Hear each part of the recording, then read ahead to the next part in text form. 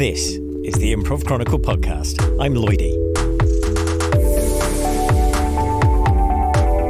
We've all had that moment. We're in the middle of a scene with one of our scene partners and boom, it's not going as well as we want it to. And you can feel that moment of dread. You can feel the air going out of the balloon and the scene disappearing beneath your feet. So what do you do in that kind of situation? So what do you do to save the scene, to save your dignity, to save the very essence of improv? Well, I put a call out to a few friends of mine and asked them to leave me messages with bits of advice. After all, very soon I'm going to be doing some live shows. In fact, I've got one coming up in just a matter of a few weeks. So I've come out for a walk and I'm just going to check my voice messages and see who's replied. Hey, it's Andel from the Second City, IO, and Annoyance in Chicago and Los Angeles, currently by a canal in Inverness, Scotland, where I'm based. If you find yourself in a scene that is not feeling good or you are stuck, my recommendation is to quickly, abruptly move your body in a way that you don't normally move it. Don't justify it, just do it and then figure it out. Often when we feel a scene is not going well, we get farther in our heads, and this can pull you out of your head into your body and might give you or your partner something to react to in the present moment. The other thing that you can do is have a strong emotional personal reaction to something that you or your scene partner said. That way, emotion can never steer you wrong, and you're staying connected to the scene and your partner instead of bailing on it. The other thing you can do is stare deeply into your partner's eyes and silently say, "Down we go together," and talk about it after the show. Well, that last bit I may very well sing in my head in my next show. Thank you, Andel. Look who's left me a message. Hey Lloydie, it's John here, John Nean, from Norwich in the United Kingdom. And yeah, what can you do if you find yourself in a scene that isn't working? Well, the first thing that I do is I slow myself down internally, almost to the point of stopping but not quite stopping playing the scene. And I spend a little bit of time listening to my partner, and not just listening to the words, but also observing their body language, their posture, their facial expression, the distance they are from me on stage, everything. And then I sort of react to that in the most honest way my character can. And it makes things flow easier for me to react with honesty and the emotion that I think is needed from my partner at that point in time to serve the scene. Anyway, great talking to you, Lloydie. Bye. Good talking to you too, as ever, John. Thank you. Really, really good advice. The more I think about this, the more I think there are going to be just a bunch of different ways. Everyone's not going to say the same thing. I was kind of hoping for the same advice from everybody because it keeps it simple, but it's never the way in improv, is it? Probably for a very good reason. Okay, who's next? Hi Lloydie, it's Emma Bird here from Liverpool Comedy Improv.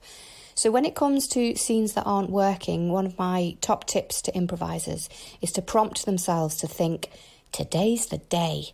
In other words, what makes this moment matter? Like, why is this scene important? This can prompt me to reveal a secret or a confession of something, and usually for me that's a feeling, so I reveal my character's feelings towards my scene partner's character, or I say how I feel about myself or somebody else. So yeah, today's the day is a great prompt. It can help to pivot the scene or create a new pathway to explore and bring some purpose and grounding to the scene. So there you go, that's my top tip. Emma is always good for advice. I love that so much. Thank you for getting back to me, Emma. This one came through at a different time. I think this person is in a different time zone from me. Hey Lloydie, it is Pete Bergen from Menu Comedy here in Washington, D.C. And when it comes to scenes that aren't working, my tip to improvisers is A, check in with yourself real quick and make sure that you are serving the scene and not yourself. Don't go in there to be a savior. Once you have decided that you are still there to serve the scene and serve your teammates, walk in and give a gift.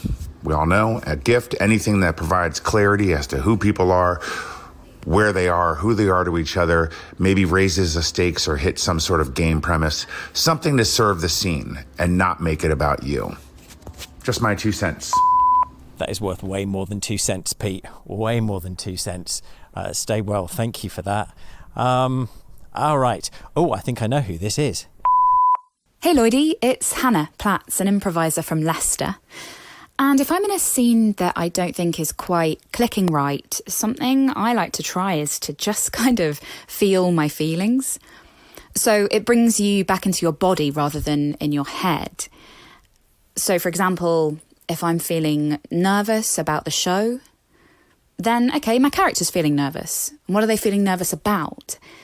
So it brings a kind of emotional truthfulness that is always really engaging to watch on stage. And it can also add new details into the scene that you might not have thought of. That also works for your scene partner. So instead of how are you feeling, how are they feeling? What's their body language like? What are they giving you? And by focusing on them, that also helps to take you out of your own head. So you can just focus on having a good time and not worrying about it. Okay, hope that helps. Bye. Oh, how I miss seeing Hannah in shows.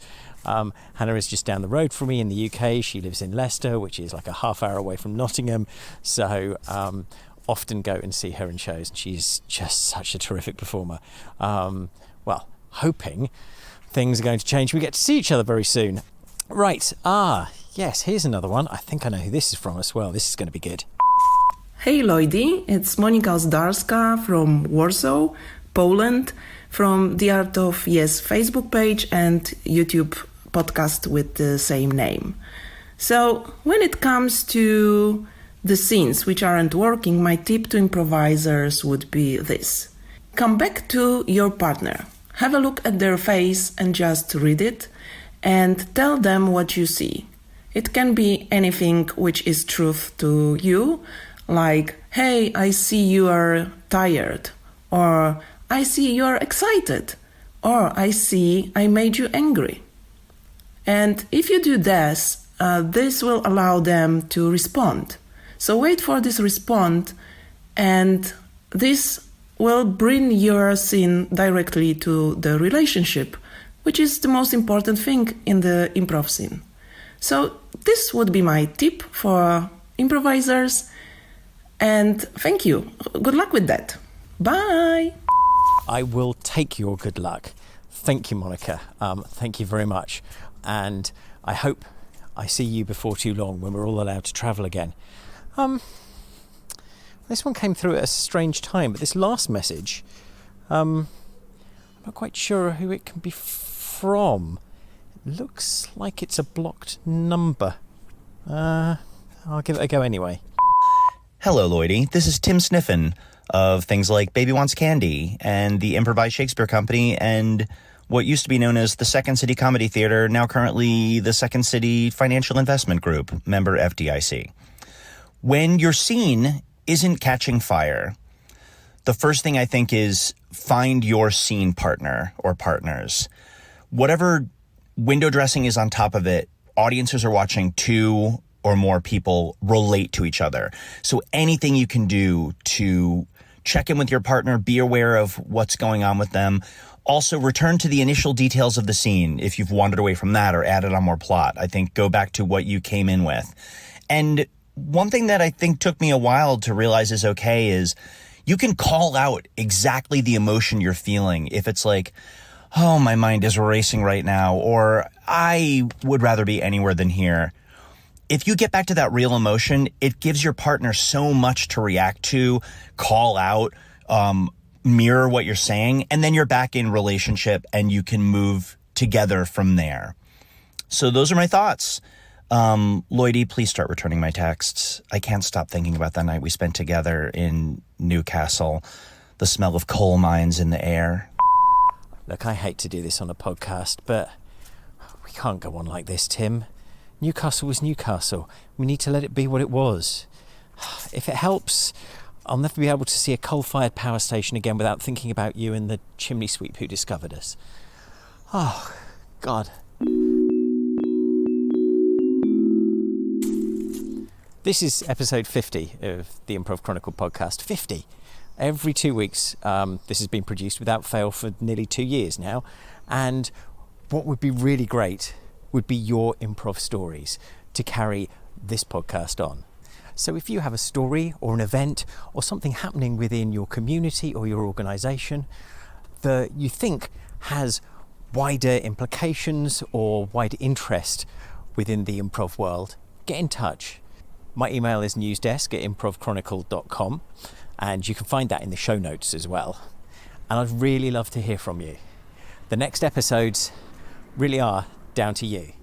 The Improv Chronicle Podcast is produced and hosted by me, Lloydie James Lloyd. Get on the mailing list, because every 2 weeks, when we don't produce an episode, you will get a newsletter full of different bits of improv news and also some articles that may be of use to you. To sign up for the newsletter, go to improvchronicle.com.